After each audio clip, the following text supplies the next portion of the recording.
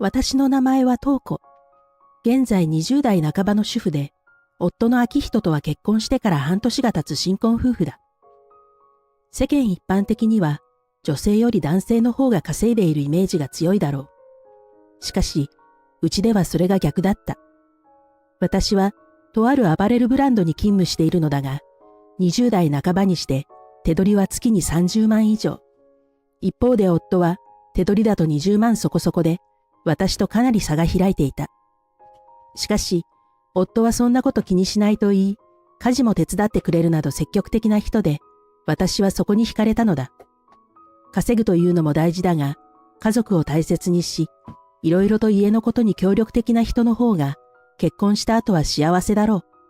だから、私は夫との結婚を決めたのだ。結婚してから半年経ったある時、夫から話があると言われる。見たこともないくらいに真剣な顔をしており、まさか半年で離婚を切り出されるのかと、私はヒヤヒヤしていた。しかし、夫の口から飛び出してきた言葉は予想の斜め上を行く。それも悪い方向に。実は、父さんたちに借金があるんだよ。総額で、多分、3000万くらい。あまりにも衝撃的すぎる上、額が額なもので、私は言葉を失った。漫画や小説で、呆れて物も言えないとか、驚きで固まったとか、そういう風に表現されているものをそのまま表したかのように。しばらく無言が続いたが、夫が申し訳なさそうにこう続けた。俺たちで払ってあげようと思うんだけど、俺、東子より稼ぎが低いし、義理とはいえお前にとっても両親なんだから、払ってやってくれないか？この人は一体何を言っているのだろう。義理でも家族なんだから、3000万もの借金を肩代わりしろだなんて、そんな虫のいい話あるわけない。きっと、夫が勝手に決めたのだろうと思った私は、いくらお母さんたちとはいえ、3000万は無理だよ。だって、私たちお互いの奨学金の返済や、この前買った車や一軒家もあるのに、どこから捻出しろって？貯金？そう聞いたのだが、夫は無言だった。どうしてそんな借金を抱えることになったのかと経緯を聞くと、どうも事業に失敗したことが原因らしい。不景気と経営不振が運悪く重なって多くの負債を抱え、借金の元金とその利子が膨れ上がり、気がつけば3000万になってしまっていたそうだ。どうしてそんな大事なことを結婚前に言ってくれなかったのか、という言葉が喉元まで込み上げてきたのだが、気がつく。そんなことをわざわざ彼女に言えば、当然逃げられるに決まっている。だから、夫は意図的にこの事実を隠し、私を騙していたのだと悟った。このこと、お母さんたちには言ってるの？そう言うと、夫は首を横に振る。やはり、夫が勝手に決めて言い出したことなのだろう。もし、義両親が常識人なら自分たちで何とかするというはずだ。仮に頼ったとしても、生活費の援助程度にとどめるはず。だから私は、義両親が真の常識人であることを願って、義実家へと足を運ぶことにした。あの暴露から早くも2週間後、ようやく義両親との都合が合う日が来たので、私と夫は義実家を訪ねた。しかし、今から重苦しい話をするというのに、義母はどこか他人事で、むしろ嬉しそうに鼻歌を歌っている。義父も挨拶を済ませた後は、コーヒーを飲みながら新聞を読んでいた。なんだか嫌な予感がする。そう思った私は、案の定義両親の言葉に絶望することになってしまった。東子さんがうちの借金を肩代わりしてくれるんですって？まあまあ、いいお嫁さんをもらったわ。ねえ、お父さん。そうだな。これでやっと借金地獄から抜け出せる。義両親も夫と同じように私に借金を押し付けることに大賛成の様子。人生の先輩でもある義両親が私のような20代半ばの小娘に3000万の借金を押し付けて恥ずかしいとは思わないのだろうか。いや、常識があれば恥ずかしい、情けないと思うはず。非常識だからこのような言葉が簡単に出てくるのだろう。3000万すべてを私が負担するのは厳しいです。生活の援助や足りない時にいくらか貸すというのであれば協力しますが、肩代わりというのはちょっと。そう言って反抗すると、義母の鋭い視線が突き刺さった。そして、先ほどまでの上機嫌はどこかへと吹き飛び、怒りをあらわにする。はあ？嫁は義理の両親の面倒を見るのが義務でしょ？介護だろうが金回りの面倒だろうが、全部一緒。借金も肩代わりして当たり前なのに。と、驚きの言葉を放った。義母が言うには、嫁というのは家族の中で一番下の存在だから、歯向かってはいけないらしい。特に姑である自分の方が立場が上だと主張する義母は、私が借金の肩代わりについて反対だと分かった時点で、ひどいことを言い始める。いやーねえ、あなたみたいな大して可愛くもない子を引き取ってあげたのに、結婚したらそれで終わりだと思ってるのかしら。そんなわけないでしょ。うちの借金は家族の借金だし、立場が一番低い嫁が全ての負担を担うのは当たり前のことなのよ。義母の真っ黒な瞳が私を捉え、じっと睨みつけてくる。まるで蛇に睨まれたカエルのように動けなくなってしまった私。いや、メデューサと目を合わせて石化してしまったと言った方がわかりやすいだろう。それくらい、義母の視線が鋭く、毒々しいものだったというわけだ。私が黙っていることをいいことに、義父と夫がどんどん話を進めていく。とりあえず、毎月5万支払ってる口座を東子の口座にすればいいと思うよ。そうだな。引き落とし口座を東子さんのにしておけば、逃げられることもできまい。いつの間にか私の預金通帳を持っていた夫が義父にそれを手渡す。私に何の許可も取らず、勝手に。いくら夫婦でもしてはいけないことくらいわからないのだろうか。いや、もうこのクズ親子に常識を求めても意味がない。結局、終始私が悪口を言われ、お前がおかしい、人間性のかけらもないのか、など人格否定までされてしまってはどうすることもできず、散々私が責められ、もう話し合っても意味がないと思い、わかりましたよ。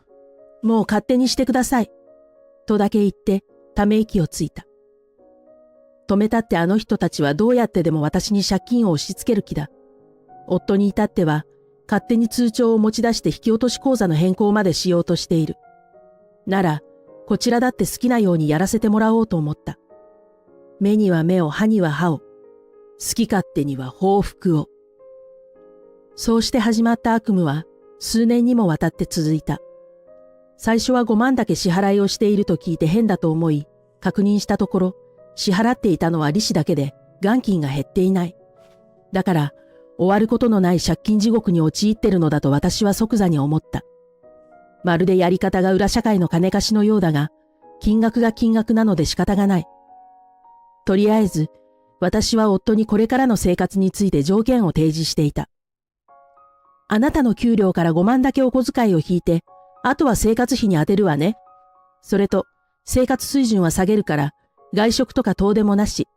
あとは、ライフラインに関するお金は、私の名義にして支払うわね。早口で言うと、夫はあまり聞き取れなかったのか頭にハテナマークを浮かべている。だが、私が全部負担するってことよ、と付け足すと、満面の笑みで、わかった、と答えた。夫は、これまで3万だったお小遣いが5万になったことで、文句はないのだろう。目先のことばかり考えている夫は、この決断が数年後にどう影響するのか全く考えていない浅はかな人だと思った。しかし夫が同意してくれたことで、車や水道光熱費に関するものなど、ある程度のものの名義を私に変更することに成功。あとは、私がどううまくやりくりして乗り切るかが問題。だが、思ったより簡単だった。家のことをすべて私がやって把握するようになり、夫は自分の給料とお小遣い以外のお金の流れを把握できなくなっていた。それでも、小遣いさえもらえたらそれでいいと言い、家計に全く興味を見せない。夫が単純な人でよかったと、心の底から思った瞬間だ。そして、それから数年後、夫には、このペースで行けばもうすぐで完済できるわよ、と伝えておいた。すると、それを危機として義両親に伝えに行く夫。義両親も私に全てを押し付けた後は、借金が今どうなっているのかすら確認していなかったらしく、完済という言葉を信じて大喜びしていたそう。もう少しで私はこの地獄から抜け出せる。そう思った矢先、思いもよらぬ事件が起こった。なんと、夫が突如として浮気を暴露したのだ。もう今月の引き落としで完済なんだろ？ならお前は用済み。子供もできねえ無能な女なんていらないし、今付き合ってる彼女と再婚するから。義両親の借金がなくなると分かった瞬間、解放感からか、それとも謎の達成感からか、テンションが上がっている夫は得意げにそう言った。私はその瞬間、呆れすぎて思わず失笑。私の言葉をすべて信じてくれたおかげでこのような結果になったのだが、もはやこれは私の勝利と見て間違いなさそうだ。浮気相手の女性の写真を見せながら、夫はこう続ける。俺が毎週末接待ゴルフで家を留守にしたり、出張行ったりしてたこと、お前全然怪しまなかったよな。間抜けにも程があるだろ。まだ何も知らないからか、余裕そうな笑みを浮かべて暴言を吐く。うすうすとは気づいていたが、私が何も知らないと本気で思っているのだろうか。しかし好都合だと思った私はその直後、堂々と浮気デートをする夫の写真を証拠として残し、後日突きつけてこう言った。堂々と証拠を残してくれてありがとう。離婚するとき使わせてもらうね。そう言うと、夫は、お前に言った時点で浮気は公認で、その証拠は無効に決まってる。どんだけ間抜けになれば気が済むんだよ。と馬鹿にしてきたのだが、その言葉にもう我慢できなくなった私は、思いっきり吹き出してしまう。いやいや、間抜けなのはそっちだって。さ、そういうこと言う前に全部確認したわけ？私が何を言いたいのか理解できず、いぶかしげにこちらを見てくる夫。もう準備はほぼ整っていたも同然だし、そろそろ反撃ののろしを上げることにした。借金、私は1円たりとも払ってないからね。すると、今度は夫が笑ってこう言った。はぁ？名義変更しててお前の口座から毎月15万とか引き落としされてるだろ？俺、通帳見たからわかるけど。そんなわけないだろ。そもそも、ローンの名義変更ができるわけがない。ローンの審査は、その人の収入など、条件を見てから総合的に判断されるのだから。実は、義父たちが名義変更をすると言った際、それは私がやると手を挙げた。もちろんできないことは知っているため、下振りをしていただけ。つまり、引き落とし口座はずっと義父の口座だし、名義だって変更されていない。何一つ変わったことはないのだ。そう伝えると、夫は少し動揺してこう言う。は？でも父さんたちはもう引き落とし口座に金入れてないって。うん、そうだね。でもあんたのお金を送金してたんだから、引き落とし自体はできるよ。それを聞いて夫は、と、情けない声を漏らした。そう、私の口座から一定額が送金されていたのは、すべてカモフラージュのための偽造。私の口座から、私の別の口座にお金を単純にスライドさせているだけなので、見た目だけなら振り込みをしているようにも見える。通帳を見たくせに、振り込みの詳細を確認せずにいた夫こそ、間抜け以外に何と評したらいいのだろうか。実際は、夫からもらった生活費を丸々義両親の口座に送金していただけ。長期にわたって毎月5万の支払いで、金融機関が許してくれるわけがない。気づいた時には、毎月の返済額が10万以上になっていた。名義変更をすると言って義父の通帳を預かった時、番号は控えていたため、あとはそこに夫の給料を振り込むだけ。これで、義両親がお金を入れなくても引き落とし自体はきちんとなされるため、滞納の連絡が来るようなこともなかったのだ。つまり、今まで義両親が支払っていた額を夫が払うようにしたということ以外、特に変化はない。当然ながら利子を支払っているだけなので、元金が減らず、どんどん借金が膨れ上がる悪循環。以前義実家を訪ねた際、郵便物が山のように積み重なっていた玄関を見る限り、何か大切なお知らせが届いても無視するだろうと踏んでいたが、予想通りだった。そういうことで、私はこの数年間、あんたとの離婚に向けてお金を貯めていただけ。生活水準を下げたおかげでプラマイゼロだったし、私がライフラインのすべてを握ってるって考えると、どっちが今優位か子供でもわかると思うけど。そう挑発するように言うと、夫はやっと状況が飲み込めたのか、真っ赤になって怒った。俺を騙していたな。じゃあ、借金が全然減ってないってことじゃん。しかも離婚だってするわけないだろ。いい年した大人が、ギャーギャー泣きわめいて何かを言っている。しかし、クズが放つ言葉なんて一切頭に入ってこない。すべて右から左だ。私は夫を無視して離婚届を投げつけ、はいはい、うるさいから黙ってくれる？借金はそもそもお母さんたちに支払う義務があるから、私には関係ない。絶対、裁判にしてでも離婚してもらうから。と、冷たく言い放ち、泣いている夫を無視して家を出る。実はこの日のために、避難するためのホテルの確保や生活資金を用意していた。だから、とりあえず離婚が成立するまでは、ウィークリーホテルで過ごすことに。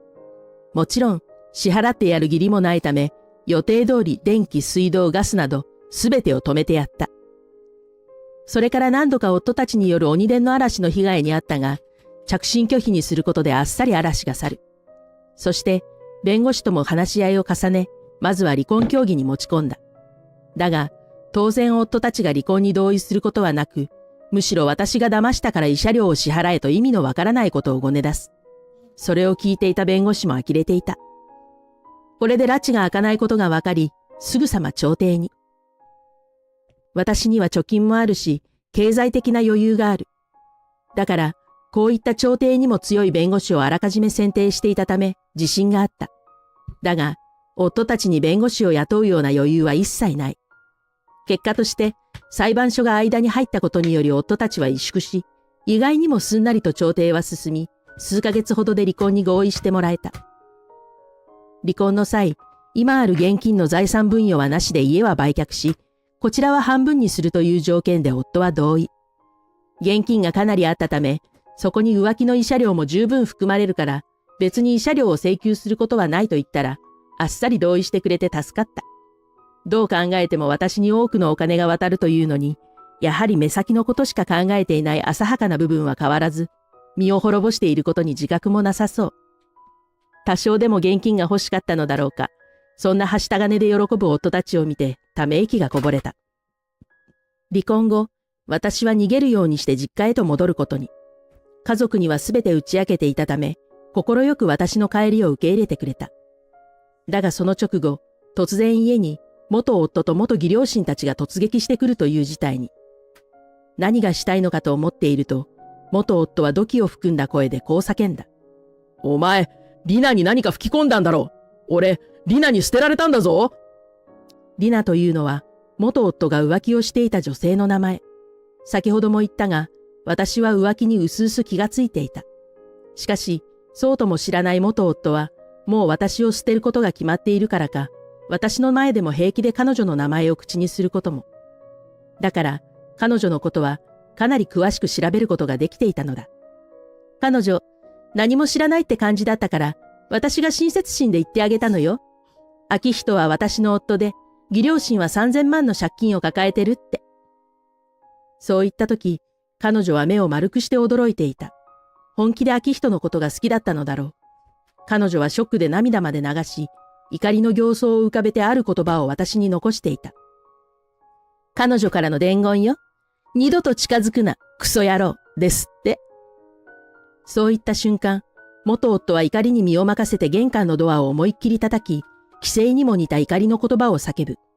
だが、それと同時に家族が通報していた警察が到着し、すぐさま元夫を確保。元義両親もろとも連行されていった。さすがに家族にまで迷惑をかけるわけにはいかないと思った私は、すぐさま弁護士に相談して、接近禁止命令を出せないかと聞く。これまでのことや、今回のことを踏まえて可能だろうと言われ、申し立てをし、無事元夫に対して接近禁止命令を出すことに成功した。警察に連行されたことや、私にここまでされたことでやっと元夫は戦意喪失に。それ以降、うちに突撃してくることや、電話やメールなどを送ってくることは一切なくなった。後のことは知人から聞いたのだが、今は膨れ上がった借金の元金を何とか返済しようと、元夫、元義両親の3人は日夜問わず働いているそう。だがそれでも、終わりの見えない借金地獄から抜け出せそうな目処は立っておらず、3人揃って底なし沼をさまよっている。ここまで来ればいろんな救済措置もあると思うが、教えてあげる義理はないため、せいぜい3人仲良く地獄に落ちていけばいいと思った。